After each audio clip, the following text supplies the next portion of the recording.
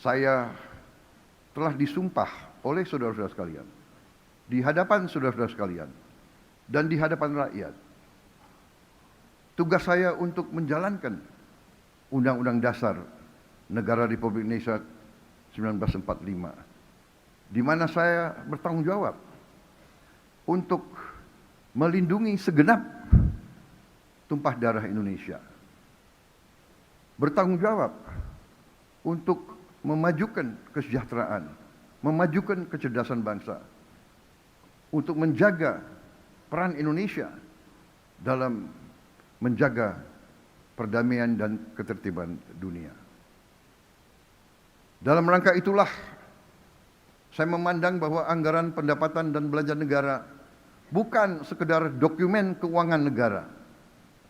APBN adalah wujud dari alat perjuangan kita sebagai bangsa. APBN adalah alat untuk melindungi rakyat, alat untuk memperkokoh dasar-dasar dan sendi-sendi ekonomi bangsa, alat untuk memastikan setiap warga negara dapat hidup lebih sejahtera, dan sebagai alat untuk menjadi pedoman perjalanan kita ke depan. Dengan kesadaran itu, APBN kita susun sebagai bentuk komitmen bersama untuk mewujudkan cita-cita mulia yang telah diamanatkan dalam Undang-Undang Dasar kita, Undang-Undang Dasar tahun 1945. Satu Undang-Undang Dasar yang lahir dari kancah perjuangan lama, perjuangan untuk meraih kemerdekaan yang berjalan ratusan tahun, yang telah meminta korban ribuan, puluhan ribu pendahulu-pendahulu kita, yaitu cita-cita mewujudkan suatu negara Indonesia yang merdeka, yang berdaulat, yang adil, yang makmur, yang berdiri di atas kaki kita sendiri. PT Chandra Asri Pasifik Tbk memutuskan untuk membagikan dividen tunai kepada para pemegang saham dengan total mencapai 30 juta dolar Amerika Serikat. Pemirsa, PT Chandra Asri Pasifik Tbk memutuskan untuk membagikan dividen tunai dengan total mencapai 30 juta dolar Amerika Serikat atau setara dengan 6,07 rupiah per saham. Langkah ini menjadi sinyal positif perseroan dalam menjaga komitmen pemberian nilai tambah kepada investor di tengah dinamika pasar. PT Chandra Asri Pasifik Tbk memutuskan untuk membagikan dividen tunai kepada para pemegang saham dengan total mencapai 30 juta dolar Amerika Serikat atau setara dengan 6,07 rupiah per saham. Keputusan pembagian dividen tersebut telah disetujui dalam rapat umum pemegang saham tahunan yang digelar pada 13 Mei 2026. Langkah ini menjadi sinyal positif perseroan dalam menjaga komitmen pemberian nilai tambah kepada investor di tengah dinamika pasar. Berdasarkan keterbukaan informasi, pemegang saham yang berhak menerima dividen tunai adalah investor yang tercatat dalam daftar pemegang saham pada tanggal 29 Mei 2026. Sementara itu, jadwal perdagangan saham dengan hak dividen di pasar reguler dan negosiasi jatuh pada tanggal 25 Mei 2026. Sedangkan ex-dividen berlangsung pada 26 Mei 2026. Perseroan menjadwalkan pembayaran dividen tunai kepada pemegang saham pada tanggal 17 Juni 2026. Selanjutnya dari sisi kinerja, perseroan tercatat mengukuhkan laba bersih sebesar 146,13 juta dolar atau setara 2,47 triliun rupiah sepanjang Januari hingga Maret 2026. Perseroan sukses membalikan rugi bersih pada periode sebelumnya sejalan dengan pendapatan yang melesat. Berbagai sumber untuk ID Action. Emiten mobil bekas PT Autopedia Sukses Lestari Tbk memutuskan untuk membagikan dividen tunai sebesar 12,7 miliar rupiah atau setara dengan 28,25% dari laba bersih tahun buku 2025. Dengan demikian, pemegang saham akan menerima dividen sebesar Rp1 per saham. Manajemen perseroan menilai capaian kinerja sepanjang tahun lalu hingga kuartal 1 2026 menjadi dasar kuat untuk tetap membagikan dividen kepada investor. Presiden Direktur PT Autopedia Sukses Lestari Tbk Jani Chandra mengatakan optimistis mampu mencapai ataupun mencatat pertumbuhan kinerja double digit pada tahun ini. Adapun sepanjang tahun 2025, perseroan berhasil membukukan pendapatan sebesar 1 triliun rupiah, tumbuh sekitar 14,5% dibandingkan dengan tahun sebelumnya. Pertumbuhan bisnis turut mendorong laba bersih tahun berjalan mencapai 45 miliar rupiah.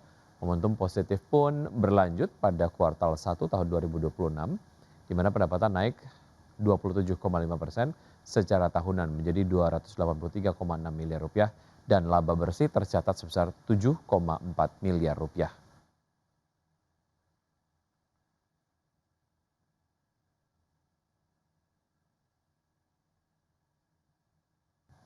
Bursa Efek Indonesia memastikan terus berkoordinasi dengan otoritas jasa keuangan di tengah tertekannya indeks harga saham gabungan imbas gempuran sejumlah sentimen negatif termasuk aksi rebalancing investor asing. Lebih lanjut, Bursa Efek Indonesia berharap upaya reformasi pasar modal akan menjadi fundamental pertumbuhan berkelanjutan dan dapat meningkatkan partisipasi investor global. Apa yang kita lakukan sekarang, upaya-upaya yang dengan sangat serius kita lakukan sekarang adalah untuk upaya perbaikan jangka panjang dari pasar kita.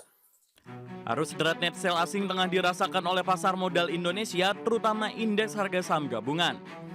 Tak hanya datang dari tinjauan dan rebalancing terbaru MSCI dan FTSE, pasar modal Indonesia saat ini digempur sentimen negatif lainnya, seperti pelemahan nilai tukar rupiah yang telah menyentuh 17.500 per dolar Amerika Serikat, serta harga minyak dunia yang telah menembus level $100 per barel.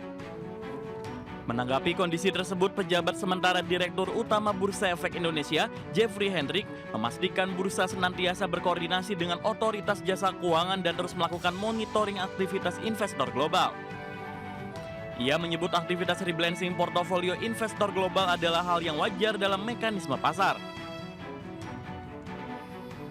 Di saat yang sama, ia menegaskan bahwa semua upaya reformasi yang dilakukan regulator adalah untuk menjadikan pasar modal Indonesia lebih baik dalam jangka panjang.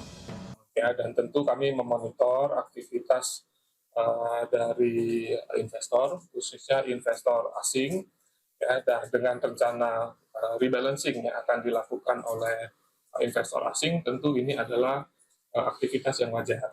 Ya, tetapi sekali lagi, apa yang sedang kita lakukan, upaya bersama yang kita lakukan adalah untuk bagaimana pasar kita lebih baik, lebih dalam untuk jangka panjang.